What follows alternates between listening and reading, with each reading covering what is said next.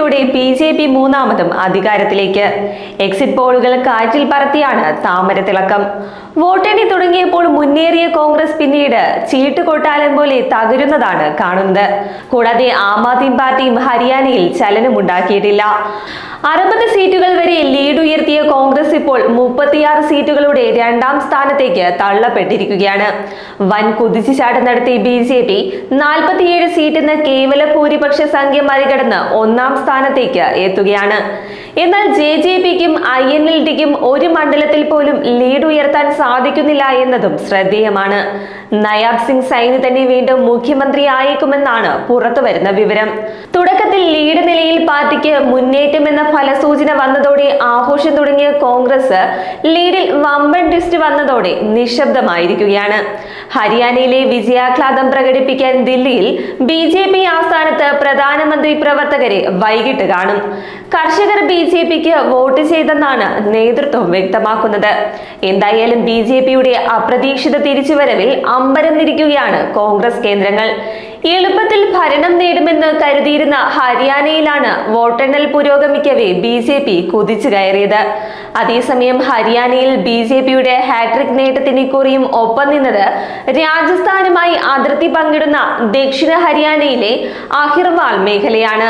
2014ലും 2019ലും പാർട്ടിയെ സർക്കാർ രൂപീകരിക്കാൻ സഹായിച്ചതും ഈ അഹിർവാൾ ബെൽറ്റ് ആയിരുന്നു. ഗുഡ്ഗാവ്, രവാരി, മഹേന്ദ്രഗഡ് എന്നിവിടങ്ങളിലായി വ്യാപിച്ചു കിടക്കുന്ന അഹിർവാൾ മേഖല 2014 മുതൽ BJPക്കൊപ്പം തന്നെയാണ്. ഗുരുഗ്രാം, റവാരി, ഫരീദാബാദ്, ഭിവാനി, മഹേന്ദർഗഡ് എന്നിങ്ങനെ 4 ലോക്സഭാ സീറ്റുകളാണ് അഹിർവാൾ മേഖലയിൽ ഉൾപ്പെടുന്നത്. സംസ്ഥാനത്താകെയുള്ള 90 നിയമസഭാ സീറ്റുകളിലെ 28 സീറ്റുകളും അഹിർവാൾ മേഖലയിലാണ്. 2014 അഹിർവാൾ ബെൽറ്റിൽ 15 സീറ്റുകളാണ് BJP നേടിയത്. 2019 തിരഞ്ഞെടുപ്പിൽ ഹരിയാനയിൽ BJPക്ക് ലഭിച്ച ആകെ സീറ്റുകളുടെ എണ്ണം 47-ൽ നിന്ന് 40 കുറഞ്ഞപ്പോഴും അഹിർവാൾ മേഖലയിൽ BJP 16 സീറ്റുകൾ നേടി. ഭൂപീന്ദർ സിംഗ് ഹൂഡ അധികാരത്തിലിരുന്നപ്പോൾ തഴഞ്ഞു എന്നതാണ് വർഷങ്ങളായി അഹിർവാൾ മേഖലയിലെ BJPയുടെ ആയുധം. ജാട്ട് മേഖലയും തന്റെ സ്വന്തം തട്ടകവുമായ റോത്തക്കിൽ മാത്രമാണ് മുൻ മുഖ്യമന്ത്രി ശ്രദ്ധ കേന്ദ്രീകരിച്ചതെന്നാണ് BJP ആരോപിക്കുന്നത്.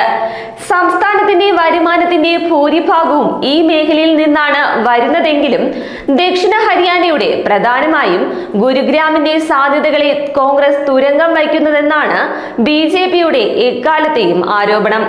ഇത്തവണ അഹിർവാളിൽ BJPയെ മുന്നിൽ നിന്ന് നയിച്ചവരിൽ ഗുരുഗ്രാം BJP MPയും കേന്ദ്രമന്ത്രിയുമായ റാവു ഇന്ദ്രജിത് സിംഗ് ഉൾപ്പെടെയുള്ളവരാണ്. MP-ആയി 6ാം തവണയും വിജയിച്ചതിന് പിന്നാലെയാണ് ഹരിയാന തിരഞ്ഞെടുപ്പിന്റെ മുഖമായി അദ്ദേഹം എത്തിയത്. അദ്ദേഹത്തിന്റെ മകൾ ആരതി റാവു ഉൾപ്പെടെ അദ്ദേഹത്തിന്റെ വിശ്വസ്തരായ മിക്കവർക്കും ഇത്തവണ പാർട്ടി ടിക്കറ്റ് നൽകുകയും ചെയ്തിരുന്നു.